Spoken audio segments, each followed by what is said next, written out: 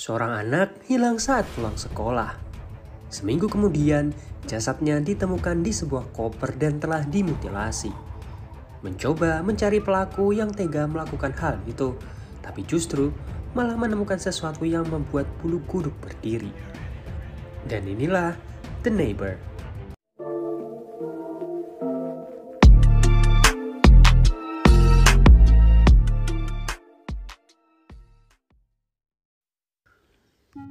Di suatu malam di Korea, beberapa anak baru saja pulang sekolah.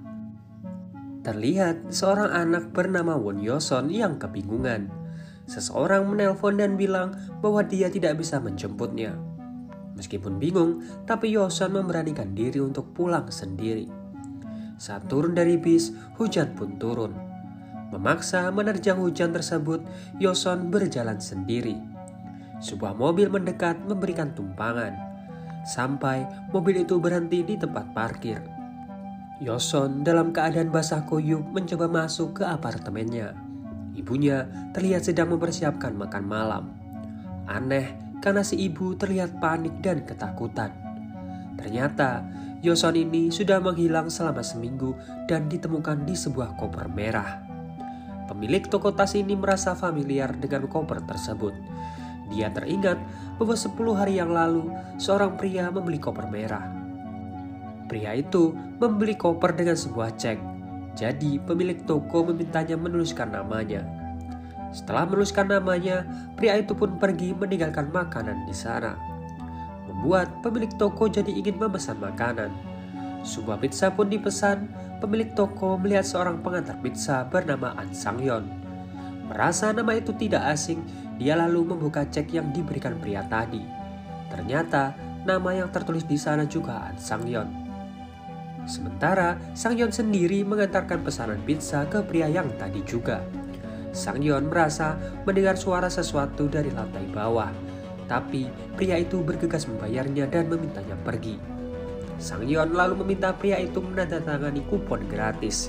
Jadi jika pria itu memesan lagi, dia akan mendapatkan pizza gratis. Tapi pria itu dengan ketus mengusir Sang-yeon. Nama asli pria itu adalah Ryu Song-hyuk. Ryu menuju lantai bawah membawakan pizza itu untuk Yoson yang sudah terikat. Yoson memohon dilepaskan, tapi Ryu hanya terdiam. Kembali ke Sang-yeon yang tidak sengaja melewati kubangan. Cipratan airnya mengenai seorang gadis. Dia berusaha membantunya dan ingat bahwa gadis itu dari unit 201. Tapi gadis itu bilang dia dari unit 302. Sang-yeon ini bingung karena wajah gadis ini mirip dengan Yoson. Sementara itu, Ryu ditelepon tetangganya untuk hadir di rapat. Tapi Ryu seperti mendengar suara lalu dengan cepat menutup teleponnya. Ternyata yang menelpon ibu dari gadis unit 302 tadi bernama Taeson.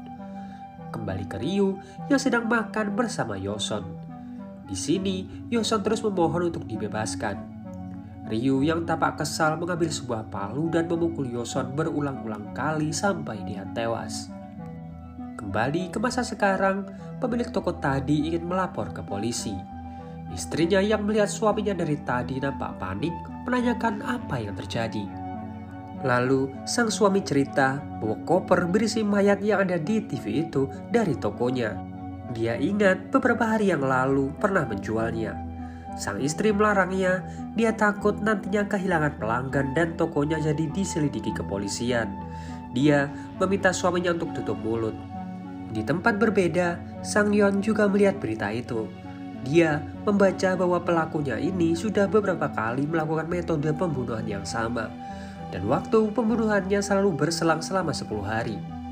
Sang-yeon jadi ingat bahwa di hari pembunuhan itu, Ryu selalu memesan pizzanya. Tapi rekannya memintanya untuk fokus bekerja dan tidak usah memikirkan hal yang aneh-aneh. Ibunya Yoson bernama Kyung ini ketakutan. Suara pintu terbuka yang ternyata adalah suaminya. Dia masih ketakutan arwah Yoson akan datang kembali. Suaminya tidak ingin membahas hal tersebut. Lagi pula, jika memang arwahnya datang, tidak sepatutnya seorang ibu takut dengan anaknya sendiri. Suaminya yang kesal membuka kamar Yoson yang kosong. Jadi, Kyung ini ibu tirinya Yoson. Scene beralih ke seorang pria bernama Yukmo. Baru saja parkir, Yukmo langsung digelandang ke kantor polisi, membuat tetangga-tetangganya yang lain membicarakannya. Ternyata Yukmo ini sering sekali berurusan dengan polisi. Setelah terbukti tidak bersalah, dia pun dibebaskan. Di tempat berbeda, Taeson meminta bantuan security Hwang soal limbah makanan di sekitar apartemen itu. Kembali ke Yukmo yang menghajar pria yang berhutang kepadanya. Orang itu bahkan pamannya, tapi Yukmo tidak peduli. Dia terus menghajarnya karena tidak segera membayar hutangnya. Di tempat berbeda, Ryu membersihkan bekas darah milik Yoson. Tiba-tiba, suara ketukan pintu terdengar. Yukmo meminta Ryu memindahkan mobilnya yang parkir di tempat parkirnya. Ryu pun memindahkan mobilnya, tapi terdapat bekas ludah di kaca depan mobilnya. Ryu menanyakan ke Yukmo, tapi Yukmo meludah lagi ke kaca mobil Ryu. Yukmo mengancam akan memukul Ryu jika tidak segera pindah. Di tempat berbeda, Hwang memilah sampah-sampah kering. Tercium bau menyengat dari sebuah bungkusan. Setelah dicek, itu berasal dari apartemennya Ryu. Hwang merasa Ryu ini tidak memilah sampahnya. Dia mengira bahwa itu bekas makanan yang sudah basi. Sementara itu, Ryu memasang beberapa lampu di apartemennya. Hwang datang memperingatkan Ryu untuk memilah sampahnya. Ryu mengusirnya, lalu Hwang membuka bungkusan itu, yang ternyata isinya seragam milik Yoson yang bersimbah darah. Hwang jadi tahu bahwa Ryu lah pembunuh tersebut.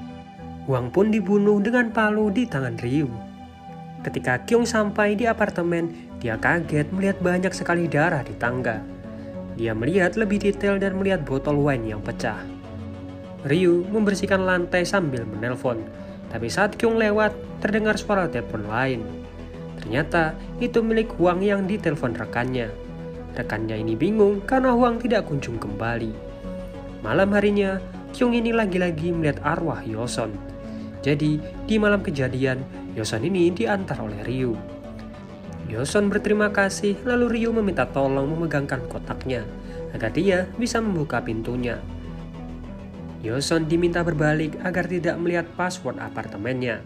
Dari situlah Yoson ini diculik.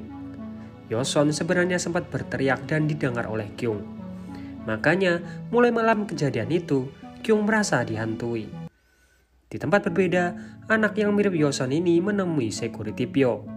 Dia meminta izin untuk menyebarkan selebaran donasi amal ke penghuni apartemen. Anak ini bernama Soyeon. Sementara itu, Sangyeon masih penasaran dengan kasus pembunuhan ini. Tiba-tiba, Ryu memesan pizza kembali. Sangyeon langsung melihat sekitar dan mencari petunjuk baru, tapi Ryu segera membayar dan memintanya pergi. Ryu lalu memakan pizza itu sambil terus menggerutu ke jasadnya Hwang. Esok harinya, Ryu membeli koper kembali. Pemilik toko lalu berpura-pura ditelepon seseorang bernama Sangyeon. Tapi teleponnya asli malah berdering membuat pemilik toko malah kelabakan. Ryu langsung membayarnya dan dia menatap pemilik toko yang terlihat panik. Di tempat berbeda, Taeson menanyakan ke Pyo keberadaan Hwang. Pyo juga bingung karena dari kemarin Hwang ini menghilang.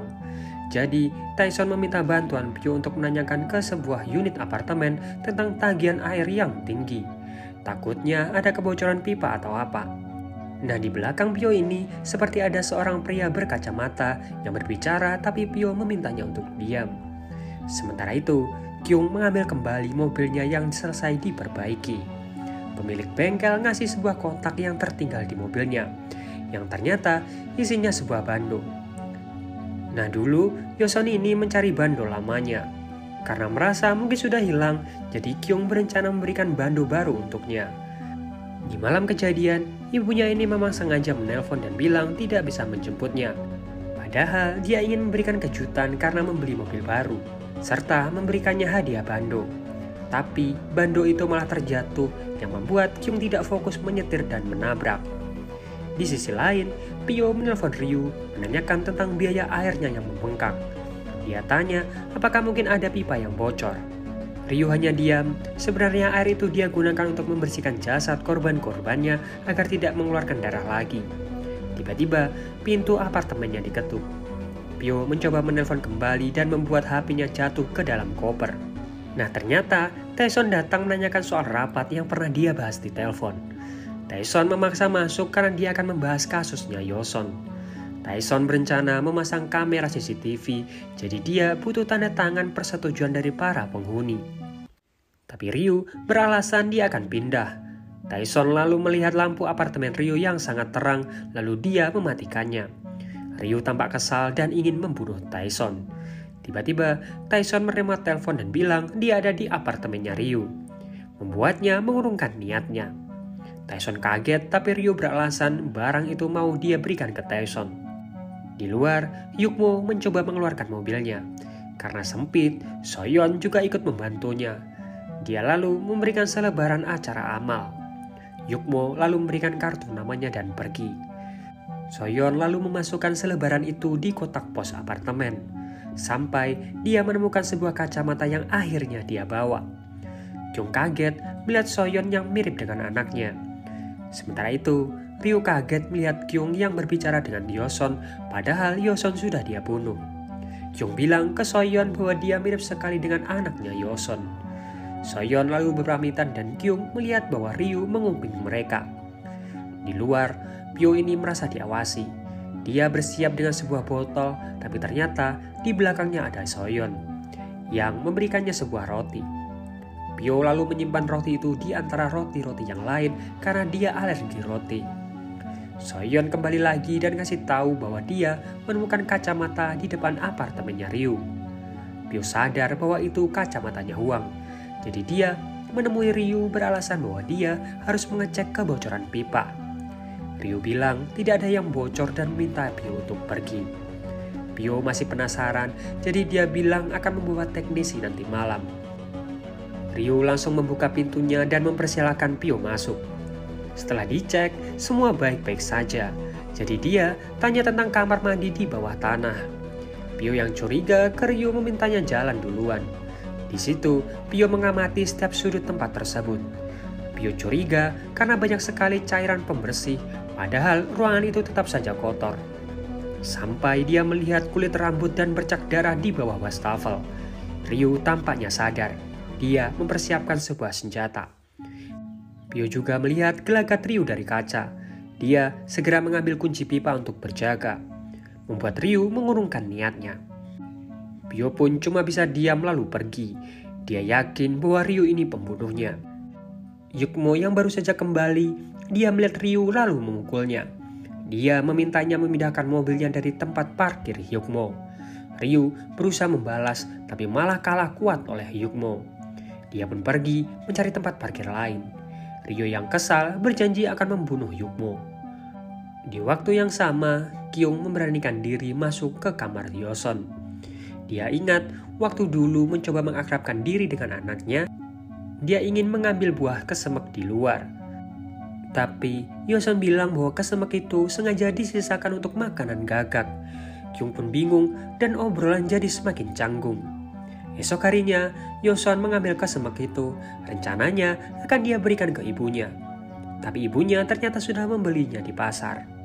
Membuatnya mengurungkan niatnya dan hanya mengikat buah itu di jendela. Kyung menangis melihat bahwa Yoson ternyata ingat hari ulang tahunnya. Membuatnya makin merasa bersalah, belum bisa jadi ibu yang baik buat dia. Di sisi lain, Ryu mencari pekerjaan paruh waktu, dan dia akan dikirim pergi selama 2 hari. Ryu mencari HP miliknya, tapi tidak dia temukan.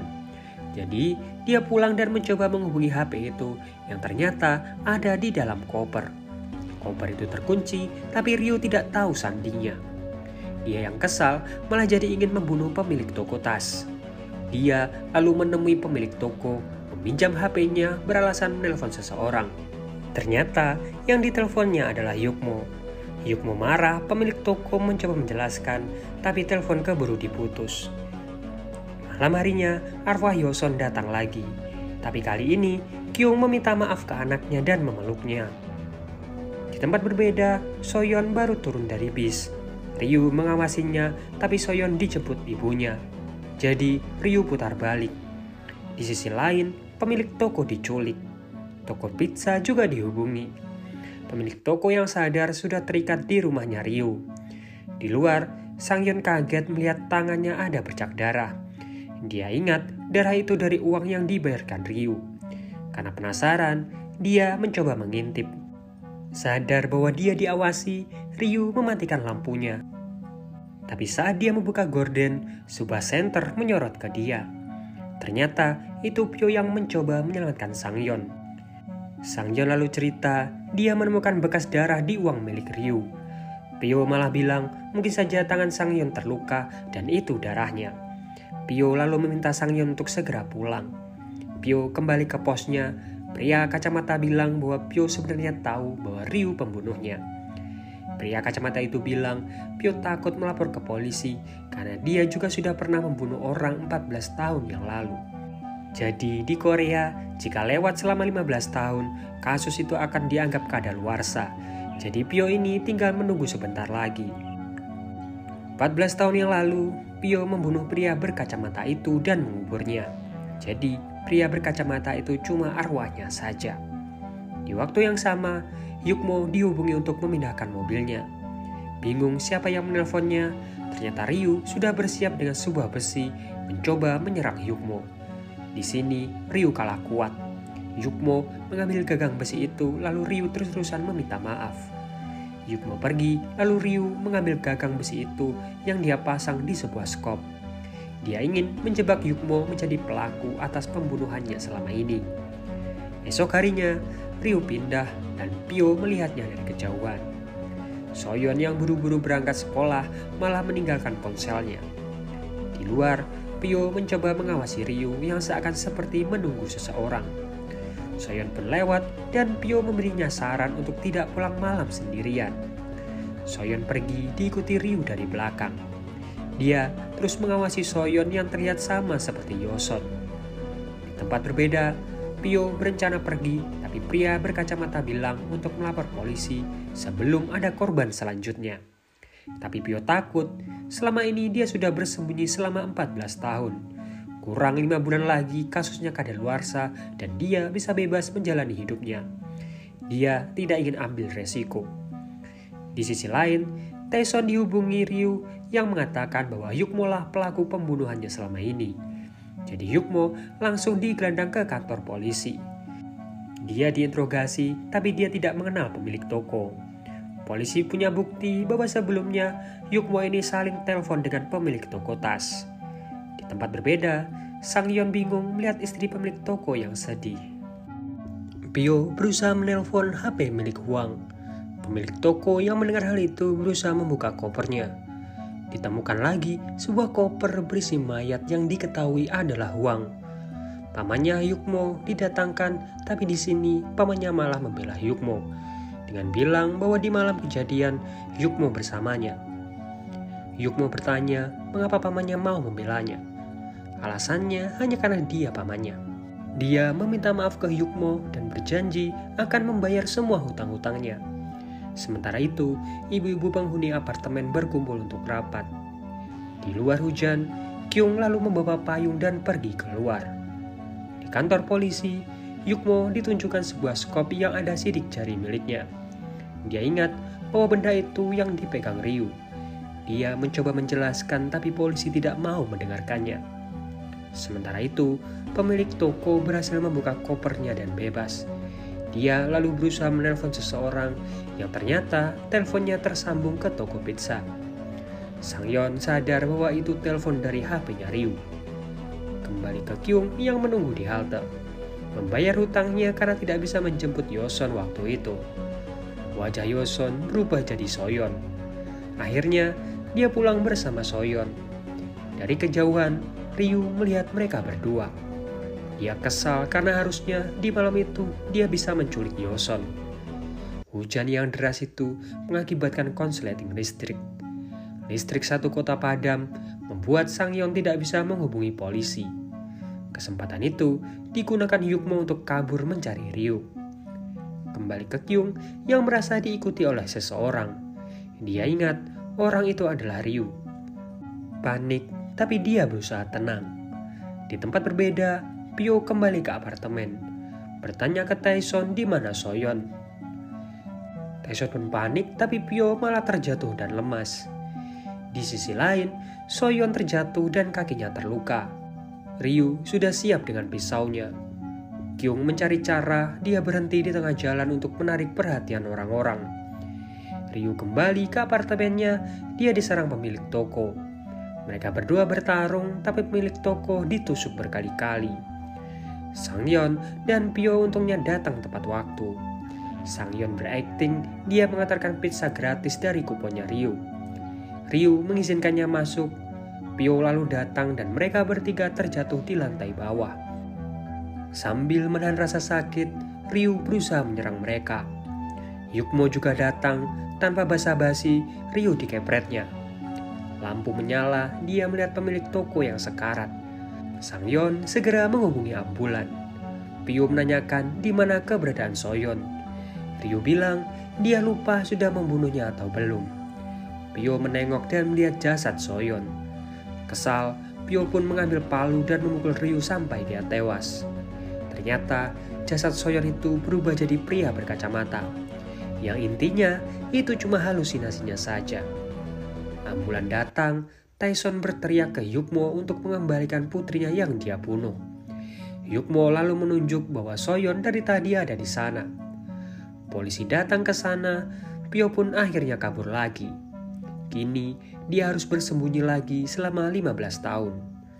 1 bulan kemudian, semua berjalan normal kembali. Kyung juga terlihat sudah tidak ketakutan lagi. Pemilik toko terlihat lebih berhati-hati kepada para pelanggannya.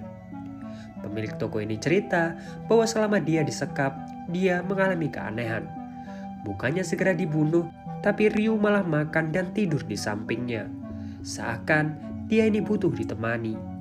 Ternyata Ryu ini dihantui oleh arwahnya Yoson. Dan film pun berakhir. Nah, itu tadi alur cerita film The Neighbor. Seperti biasa, like kalau kalian suka, dislike kalau enggak, subscribe kalau belum. Sampai jumpa di video yang lain. Daejung.